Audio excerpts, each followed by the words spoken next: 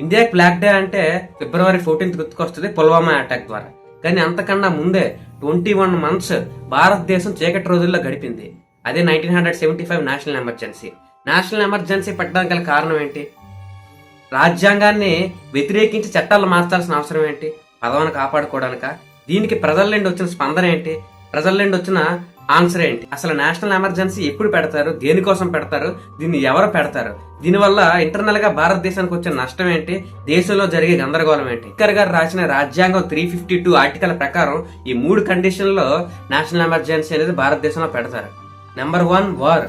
భారతదేశం వేరే దేశాలతో యుద్ధం చేసినప్పుడు ఈ నేషనల్ ఎమర్జెన్సీని డిక్లేర్ చేస్తారు. Number 2, external aggression. అంటే వేరే దేశాలు మన మీద అటాక్ చేసినప్పుడు ఈ నేషనల్ ఎమర్జెన్సీని డిక్లేర్ చేస్తారు. Number 3, internal disturbance. అంటే భారతదేశంలో కానీ ఏ దేశం అంటే భారతదేశంలో ఈ ఇంటర్నల్ గా ఏదైనా సమస్యలు అప్పుడు ప్రెసిడెంట్ ఆఫ్ ఇండియా ఈ నేషనల్ ఎమర్జెన్సీని డిక్లేర్ చేస్తారు. ఇదంతా స్టార్ట్ అయింది 1971 లో పార్లమెంట్ ఎలక్షన్స్ జరిగాయి. ఈ ఎలక్షన్స్ లో ఇందిరాగాంధీ అత్యంత మెజార్టీతో గెలిచి ఇండియాకి ప్రైమ్ మినిస్టర్ అయింది. ఇందిరాగాంధీ గారు ఉత్తరప్రదేశ్ రాయ్బరేలీ నుండి పోటీ చేసి అక్కడ గెలిచారు, ఎంపీగా గెలిచారు. అక్కడ రాజనారాయణ అనే తన అపోనెంట్ క్యాండిడేట్.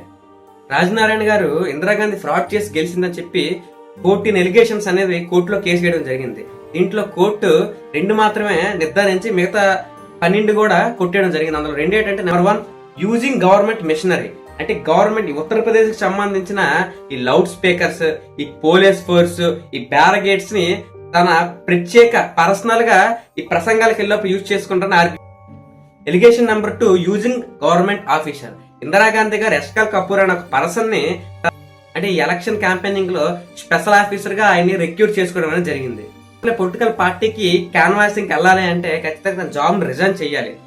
అలాగే 1971 జనవరి 30th తను రిజైన్ చేశాడు. అలాగే ఫిబ్రవరి 4th ఇందిరాగాంధీ గారు తనని స్పెషల్ ఆఫీసర్ గా రిక్రూట్ చేసుకోయారు కూడాను.